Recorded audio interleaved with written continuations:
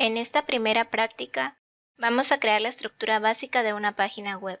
Como primer paso vamos a ir a la carpeta Documentos y vamos a crear una carpeta llamada Proyectos y dentro de ella crearemos otra carpeta llamada HTML.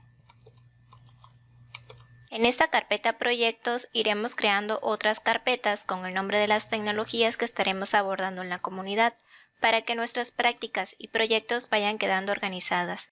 Como haremos varias prácticas y proyectos con HTML, vamos a crear otra carpeta exclusiva para las prácticas que realizaremos hoy y la llamaremos Prácticas HTML. Una vez hecho esto, iremos a nuestro Visual Studio Code y vamos a abrir la carpeta Prácticas HTML. Ahora vamos a crear un archivo llamado Práctica1HTML y crearemos la estructura básica de nuestro documento HTML. Podemos realizarlo de manera manual o podemos escribir el signo de admiración hacia abajo y presionamos Enter para generar automáticamente la estructura básica que debe tener nuestro documento HTML, donde podemos observar que contiene los elementos doctype, HTML que inicia aquí y finaliza aquí, la etiqueta head y la etiqueta body. Como podemos visualizar en la pantalla, la primera instrucción que tenemos es el doctype HTML. Esta instrucción define que el documento está bajo el estándar de HTML5, ya que existen otras versiones anteriores. Si nosotros no lo especificamos, el navegador interpretará el documento como Query Mode, que hace referencia a una técnica usada por algunos navegadores para mantener la compatibilidad con páginas web diseñadas para navegadores más antiguos, y así garantizar que el contenido se pueda visualizar. Es por eso que es importante definirlo para que el navegador pueda procesar nuestro documento de la mejor manera y no tenga que estar buscando la compatibilidad del documento. Después tenemos el elemento HTML que representa la raíz del documento y todos los demás elementos deben estar descendientes a este elemento. Ningún elemento debe venir después de la etiqueta de cierre de HTML. También observamos que después de la etiqueta HTML viene un atributo lang con el valor en. Este atributo declara el idioma principal del contenido de la página, que al especificar el valor en está indicando que será inglés. Nosotros lo vamos a cambiar por es porque el contenido que escribiremos será en español. Este atributo es necesario para que los navegadores y otras aplicaciones puedan utilizar información sobre el idioma del contenido de nuestra página y así puedan aportar a los usuarios la información más adecuada o para presentar información a los usuarios de la manera más correcta. Para ello se debe especificar siempre el idioma en que vamos a escribir nuestro contenido y usarlo siempre en el elemento HTML, porque es la raíz de nuestro documento, lo que permitirá que este idioma sea heredado a todos los demás elementos. Y así estableceremos un idioma predeterminado para el texto de las etiquetas head y body, porque si lo colocamos en la etiqueta body, solo estableceremos el idioma a todas las etiquetas que estén dentro de las etiquetas body y no se incluirá el texto que está dentro del elemento head. Cuanto más contenido esté etiquetado correctamente, más útiles y dominantes serán nuestras aplicaciones. Posteriormente tenemos la etiqueta head, donde se provee información general, metadatos acerca del documento, incluyendo su título, enlaces a fuentes, script y hojas de estilos.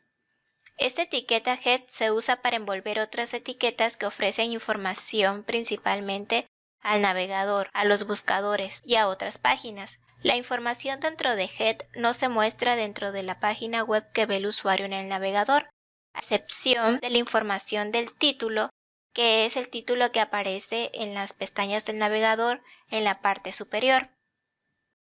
Por ejemplo, si nosotros le damos aquí clic derecho Open with Live Server, nos aparece en pantalla el título de nuestro documento, que es Document, este título. También observamos la etiqueta MetaChartSet UTF-8.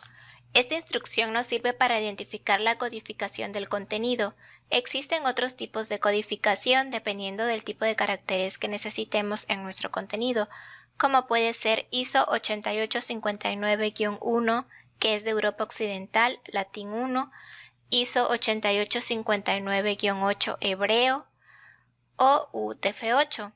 Esto servirá al navegador para interpretar los caracteres que vayan dentro del contenido. Pero, ¿por qué debemos utilizar la codificación de caracteres UTF-8, como aparece en pantalla? Bueno, los otros nos dan una solución, pero no es unificada a la codificación de todas las lenguas del mundo, es decir, no incluyen todos los alfabetos y escrituras del mundo. Y como soluciona estos problemas, desde 1991 se acordó internacionalmente utilizar la norma Unicode, que es una gran tabla que en la actualidad asigna un código a cada uno de los más de 50.000 símbolos que existen, los cuales abarcan todos los alfabetos europeos, ideogramas chinos, japoneses, coreanos, muchas otras formas de escritura y más de 1 millar de símbolos locales. Unicode es un estándar de codificación de caracteres diseñado para facilitar el tratamiento informático, transmisión y visualización de textos de numerosos idiomas, además de textos clásicos de lenguas muertas, es decir, lenguas extintas que ya no se utilizan como el latín o los jeroglíficos griegos. Unicode se ha convertido en el más extenso y completo esquema de codificación de caracteres y es el más dominante en la internacionalización y adaptación local del software informático. Por eso, UTF-8 tiene una gran capacidad de representar cualquier carácter Unicode y es atractivo en la codificación de correos electrónicos y páginas web. Cabe mencionar que existe un grupo de trabajo de ingeniería de Internet, IETF, que es una organización internacional abierta de normalización que tiene como objetivos el contribuir a la ingeniería de Internet, actuando en diversas áreas como transporte, enrutamiento y seguridad, o velar para que la arquitectura de Internet y los protocolos que la conforman funcionen correctamente, la cual se compone de técnicos y profesionales en el área de redes, como investigadores, diseñadores de red, administradores, y ellos son quienes requieren que todos los protocolos de Internet indiquen qué codificación utilizan para los textos, y son los que indican que UTF-8 sea una de las codificaciones contempladas. Por eso es la codificación que debemos utilizar. HTML también introdujo un método para permitir a los diseñadores web tomar el control de la ventana gráfica, que es la etiqueta Meta Viewport. El atributo Content especifica el comportamiento de la página con respecto al navegador. Le da al navegador instrucciones sobre cómo controlar las dimensiones y la escala de la página. El viewport del navegador es el área de la ventana en donde el contenido web está visible. Es esta área que está en color blanco. Y viewport es imprescindible para el diseño responsivo. La propiedad width controla el tamaño del viewport. Puede definirse con un número en píxeles como width 600 o con un valor especial device width, que es el equivalente al ancho de la pantalla en píxeles CSS en una escala del 100%, es decir, establece el ancho de la página para seguir el ancho de la pantalla del dispositivo, que variará según el dispositivo, y es recomendable definirlo con este valor, device width.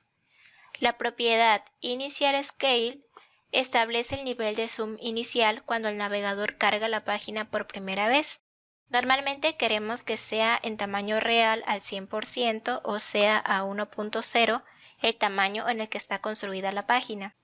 Y tiene otras propiedades como Maximum Scale, Minimum Scale y User Scalable, las cuales controlan la forma en cómo se permite a los usuarios aumentar o disminuir el zoom en la página. Maximum Scale establece la escala máxima de la web al momento de hacer zoom. Por ejemplo, si nosotros le colocamos igual a 2.0, significa que puede hacer zoom al doble del tamaño actual. Minimum Scale establece la escala mínima de la web, por ejemplo, zoom hacia atrás del 100% que estamos viendo en pantalla. Hacerlo más pequeño, y si le ponemos Minimum Scale igual a 1.0, significa que la página no podrá ser más pequeña que el tamaño real en el que fue creada. User Scalable establece si el usuario puede hacer zoom o no, por eso sus valores son yes o no. y se recomienda que sí se permita hacer zoom. Esta etiqueta es fundamental para el diseño responsivo y necesaria para cuando hacemos el diseño responsivo con CSS. Si esta etiqueta no existe, el diseño responsivo que se realice en CSS no funciona, porque la página no sabe cómo se tiene que comportar. Así que el contenido normal de esta etiqueta debe ser este. También tenemos la etiqueta título. Vamos a modificar el título del documento colocándole ejemplo con etiquetas básicas. Y comprobaremos en el navegador que ya se actualizó el nombre por ejemplo con etiquetas básicas. Anteriormente decía document. Ahora vamos a agregar la etiqueta style, que como mencionamos en un principio, debe ir dentro de la etiqueta head. Dentro de esta etiqueta colocaremos las instrucciones relacionadas con el estilo de la página. Por ejemplo, si yo llegara a tener un encabezado llamado título, y yo quiero que este título sea de color rojo, utilizando códigos CSS que veremos más adelante en el curso de CSS, estableceríamos un selector de tipo H1, abrimos y cerramos llaves y colocamos la propiedad color con el valor rojo. De esta manera, con este código CSS, estamos asignándole al contenido que está dentro de la etiqueta H1 el color rojo. Si vamos al navegador, observamos que el título está en color rojo. Aquí nosotros, dentro de la etiqueta Style, podemos colocar todas las reglas CSS que deseamos aplicar a nuestro contenido, sin necesidad de crear otro archivo llamado styles.css y enlazarlo con la etiqueta link, con el atributo href. Y aquí debe ir el nombre del archivo CSS que acabamos de crear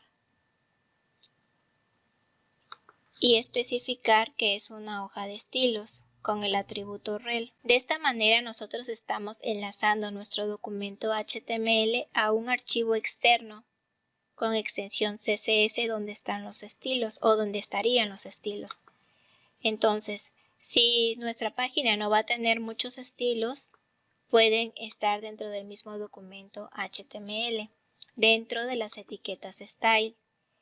Pero si es un documento muy largo con muchas reglas de CSS, es necesario utilizar la etiqueta link y colocar todos los estilos en un archivo externo, y es lo más recomendable. Entonces podemos decir que esta etiqueta se utiliza para añadir código CSS para dar estilo a nuestra página web en lugar de utilizar la etiqueta link para enlazar nuestro documento HTML con las hojas de estilos en un archivo externo. Voy a borrar este archivo porque no lo vamos a utilizar. Y también voy a borrar la etiqueta link porque tampoco vamos a enlazar nuestra página con un archivo de estilos. Una vez que tenemos la estructura básica de nuestro sitio web, vamos a agregarle contenido. Todo el contenido principal de nuestra página web debe ir dentro de la etiqueta body. Y dentro vamos a colocar su estructura, su forma, sus colores, texto, es decir, todo lo visual. Y solo debe existir un elemento body en un documento HTML. Para escribir encabezados disponemos de las etiquetas H acompañadas de un número, desde el 1 hasta el 6, predefiniendo estos el tamaño del encabezado. Así H1 sería el encabezado más grande, mientras que H6 sería el encabezado más pequeño, como podemos ver a continuación.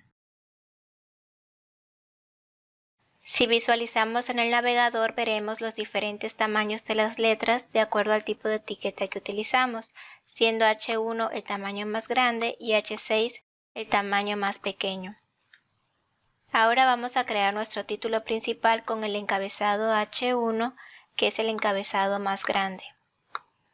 Y vamos a colocar como título etiquetas básicas HTML.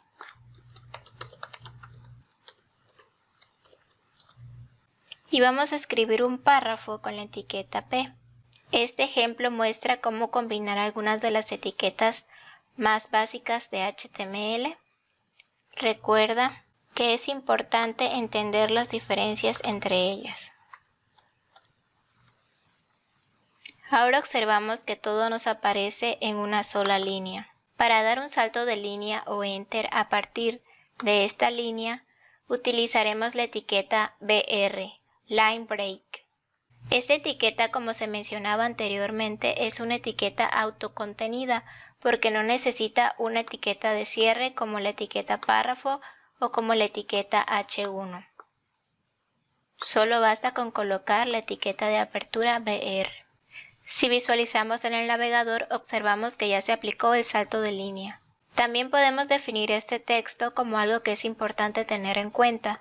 Para ello se utiliza la etiqueta Strong. Y dentro de la etiqueta Strong vamos a colocar el contenido que es importante, la cual produce en el navegador el efecto de aplicar negrita, aunque es posible aplicar el mismo efecto utilizando hojas de estilo. Realmente, esta etiqueta no se debería utilizar solo porque queremos darle estilo de negrita al texto, sino se debe utilizar para representar la importancia de este texto. También tenemos las etiquetas de listas, que pueden ser listas ordenadas o listas desordenadas. Por ejemplo, cuando en un documento de Word tenemos una lista de datos y les colocamos viñetas, eso es una lista desordenada, donde no importa el orden. Y cuando elegimos que sean numeradas con 1, 2, 3 o números romanos, son listas ordenadas. Para crear estas listas necesitamos las etiquetas UL para listas desordenadas y OL para listas ordenadas. Comenzaremos escribiendo el título de lo que vamos a realizar a continuación. Para ello vamos a utilizar una etiqueta H2, que sería como un subtítulo de H1, y le vamos a escribir etiquetas UL más LI.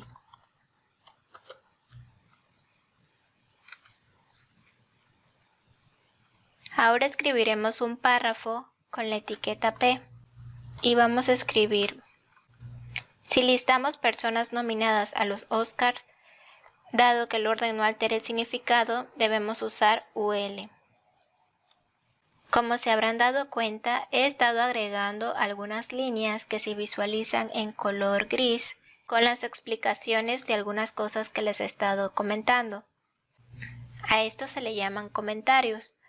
Los comentarios en HTML comienzan con el símbolo menor que, un signo de admiración hacia abajo y dos guiones, y terminan con dos guiones y el símbolo mayor que, o más sencillo, es una etiqueta HTML que empieza con un signo de admiración hacia abajo y dos guiones y termina con dos guiones, y dentro vamos a colocar el comentario. Este texto no se visualizará en el navegador y aquí podemos añadir notas o aclaraciones que nos ayuden a nosotros o a otras personas a entender el código. Si nosotros consultamos nuestro navegador, podemos ver que nada de lo que he estado escribiendo aquí se visualiza. Ahora bien, hasta ahora hemos indicado que vamos a hacer una lista desordenada y ahora hay que ir agregando los elementos de esa lista con la etiqueta list item. Y estas deben estar contenidas dentro del elemento padre, que en este caso es UL. En este ejemplo vamos a listar a personas que están nominadas a los Oscars, dado que el orden no altera el significado. Vamos a agregar a Antonio Banderas por la película Dolor y Gloria, Leonardo DiCaprio por Érase una vez en Hollywood y Joaquín Phoenix por la película Joker. Ahora vamos a colocar los nombres de las películas con énfasis. Para ello encerraremos los nombres de las películas con las etiquetas M. Esto nos colocará el texto de manera predeterminada en cursiva, como podemos ver en el navegador. Y su principal uso es enfatizar el contenido. Significa estrés en el tono de voz, algo que se pronunciará de manera diferente. Quizás en el navegador no podemos notar la diferencia, pero cuando se utilice un lector de pantalla normalmente utilizado por personas que tienen una discapacidad, este texto se escuchará con un tono de voz diferente, y dependiendo del lugar donde coloquemos el énfasis, es decir, la etiqueta E, variará el significado. Veremos un ejemplo más detallado más adelante. Ahora vamos a realizar una lista ordenada. Aquí ya agregamos la etiqueta OL para listas ordenadas. Primero agregaré otro título con su descripción utilizando la etiqueta párrafo, como lo hicimos con el ejemplo anterior de las etiquetas desordenadas. Voy a copiar este código, lo voy a pegar aquí y voy a poner etiquetas OL más el elemento de lista li. Y voy a modificar el texto y voy a escribir: en el caso de que estemos listando elementos donde el orden es importante, debemos utilizar OL. Para este ejemplo listaremos uno de los bombos para el sorteo del Mundial de Rusia. Ahora comenzaremos indicando con la etiqueta OL, que nos indica que es una lista ordenada. Y agregaremos los elementos de la lista, al igual que la lista desordenada, con la etiqueta li. Vamos a agregar a Rusia, Alemania, Brasil y Portugal. Y si visualizamos en el navegador, podemos ver de que ya aparece nuestra lista ordenada. En ambos ejemplos estamos combinando dos etiquetas o anidando dos etiquetas. La etiqueta OL más el elemento li y la etiqueta UL más el elemento li. OL y UL son las etiquetas padre y los li son las etiquetas hijas. Para que recordemos mejor qué significa cada etiqueta, podemos pensar en los acrónimos en inglés. Por ejemplo, para los elementos H de heading, de encabezados, la etiqueta P de paragraph, la etiqueta BR de break line, la etiqueta UL de unorder release, la etiqueta OL de order release, las etiquetas li, que son list item, y las etiquetas em de emphasize. También es importante comentarles que aunque el navegador le añade un estilo CSS por defecto a las etiquetas, por ejemplo a las etiquetas H1 y H2, una fuente más grande y en negrita. Para las etiquetas strong, en negrita, las listas UL y OL, con un margen a la izquierda y un punto o número respectivamente, y en cursiva. Eso no es responsabilidad de HTML, lo debemos personalizar con CSS.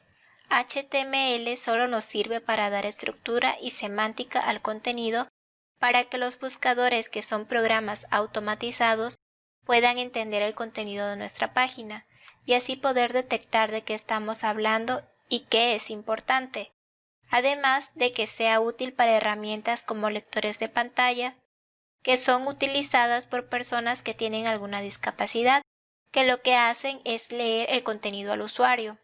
En una sesión posterior hablaremos más a detalle sobre HTML semántico.